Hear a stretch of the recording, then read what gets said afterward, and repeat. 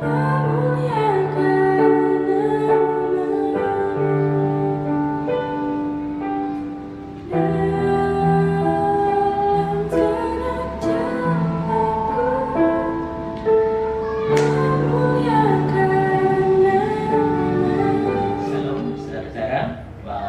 lagi dalam program Renungan Rohani GKI Peterongan Bajem Karanggawa. Mari kita berdoa dulu sebelum kita renungan rohani hari ini. Mari kita berdoa. Bapa kami yang bertahta di dalam kerajaan surga, kami bersyukur atas hari baik serta kesehatan yang Engkau berikan kepada kami, sehingga kami saat ini siap untuk mendengarkan firman-Mu. Kami mohon kepadamu, utuslah Roh Kudus-Mu agar kami mengerti firman-Mu, dan semoga kami menjadi jalan-Mu untuk membawa kabar sukacita bagi orang lain. Di dalam nama Putra Yesus Kristus kami berdoa dan bersyukur. Amin. Selamat jumpa kembali saudara-saudara di dalam renungan hari ini. Untuk tema hari ini tentang hidup cerdik dan bijaksana memasuki new normal. Kita ambil bacaan dari Matius pasal 10 ayat 16. Beginilah firman Tuhan. Lihat, aku mengutus kamu seperti domba ke tengah-tengah serigala. Karena itu, jadilah cerdik seperti ular dan tulus seperti burung merpati. Ingatlah olehmu, aku ini menyuruh kamu seperti domba di antara serigala. Sebab itu, hendaklah kamu cerdik seperti ular dan tulus hati seperti burung merpati. Di dalam bacaan ini, perumpamaan ini, Tuhan dalam perumpamaan ini perintah Yesus menggunakan berbagai jenis binatang. Ada 4 binatang di dalam Matius 10 ayat 16, yaitu domba, serigala, ular, dan merpati. Itu merupakan perlambangan masing-masing karakter hewan yang dapat kita pelajari dalam hubungan dalam kehidupan kita. Yang pertama yaitu adalah bagaimana domba di tengah-tengah serigala. Tentunya kita tahu domba adalah suatu binatang yang lemah dan dia menurut kepada gembalanya. Dia di antara tengah-tengah serigala. Artinya bagi kita ditempatkan yang lemah di tengah-tengah yang buas, yang jinak dihadapkan yang ganas. Sepertinya juga kita tidak berdaya dan berjaya, tetapi kita menjadi kesaksian yang indah bahwa Gembala dan Tuhan kita adalah kuat dan setia. Dan kedua adalah cerdik. Cerdik itu diumpamakan oleh ular ini. Kita tahu ular dia bila bertemu dengan pada saat dia berjalan, dia menghadapi sebuah batu, dia tidak akan menabrakkan kepalanya ke dalam batu itu. Pasti dia akan ke kanan atau ke kiri meliukkan tubuhnya dan dia melalui batu itu. Sehingga itu adalah contoh bagaimana kita cerdik.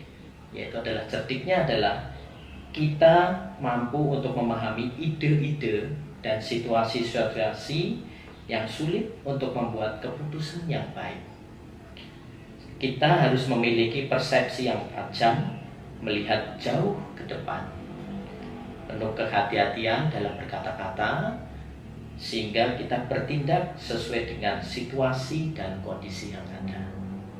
Dan ada 2 lagi, yaitu adalah tulus seperti merpati. Kita tahu merpati itu adalah binatang yang paling jinak, binatang yang tidak pernah berpikiran dia akan mencelakai orang lain. Dia tidak berbahaya dan dia tidak takut untuk diserang atau disakiti.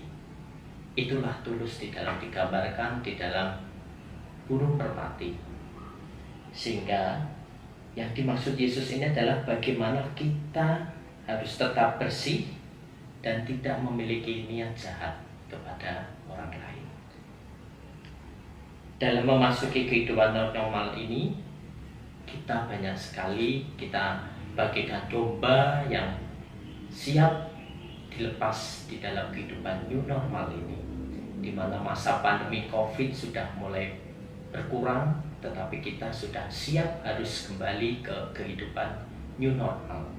Banyak beberapa yang harus kita pahami dan harus kita jaga dalam kehidupan new normal. Tempat-tempat ibadah akan segera dibuka dan mal-mal juga akan dibuka dengan berbagai macam protokol-protokol COVID-19 yang harus kita taati. Begitulah juga kita sebagai domba di tengah saat ini, di masa new normal ini, kita juga harus tetap berjaga-jaga dan kita harus cerdik di dalam kehidupan new normal ini.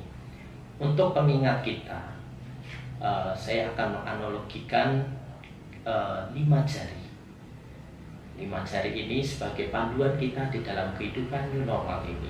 Yang pertama adalah kita adalah jari kelingking. Jari kelingking adalah jari yang paling terkecil. Kita ini adalah manusia yang tidak berdaya di hadapan Tuhan. Kita tidak ada apa-apanya. Kita paling kecil di hadapan Tuhan. Tetapi Tuhan memanggil kita. Dia memanggil kita, mengasihi kita dengan yang kecil ini. Dan yang kedua, dengan jari kelingking. Dengan jari kelingking ini adalah jari manis. Jari manis, Tuhan mengikat kita. Dia mengikat kita dengan kita dibaptis, kita masuk di dalam kehidupan bersama dengan Tuhan Yesus. Dengan jari manis ini, kita meninggalkan manusia-manusia, sifat-sifat manusia lama kita dan menuju ke manusia yang baru bersama dengan Tuhan. Yang ketiga, yaitu adalah telunjuk. Setelah kita diharapkan sudah dibaptis dan bersama dengan Tuhan Yesus, hidup kita akan lebih tinggi. Kita tahu jari telunjuk lebih tinggi di antara jari-jari yang lain. Ini menunjukkan bagaimana kehidupan kita harus lebih baik dari kehidupan orang lain. Sebagai pengikut Tuhan Yesus, kita juga memberikan contoh bagaimana agar kita hidup yang terbaik dan seperti tulus seperti merpati. Yang keempat adalah jari telunjuk. Setelah kita lebih di antara yang lain sebagai murid Tuhan Yesus, kita sebagai penunjuk bagi orang lain. Bagaimana inilah Allah jalan kebenaran lewat jari telunjuk ini. Yang terakhir adalah kita adalah jempol. Jempol menunjukkan sesuatu yang baik, sehingga diharapkan kita nantinya setelah kembali bersama dengan Tuhan Yesus di surga, kita menjadi yang terbaik. Inilah muridku, inilah pengikutku. Jadilah sebagai pengikut Kristus dan berjagalah dalam masa new normal ini. Hiduplah bijaksana dan cerdik. Demikianlah firman renungan rohani kita. Mari kita tutup di dalam doa. Terima kasih Bapa atas kesempatan yang telah Engkau berikan kepada kami, hingga kami boleh mendengarkan firman-Mu. Tuntun kami dalam menjalani kehidupan kami di dunia ini seturut kehendak-Mu, dan jagalah senantiasa kami seperti domba-domba di tengah kawanan serigala. Engkaulah gembala kami, di mana kami selalu aman bersama-Mu. Utuslah kami sebagai pewarta kasih-Mu kepada sesama kami. Dalam nama Tuhan kami Yesus Kristus, kami ucap syukur dan berdoa. Amin.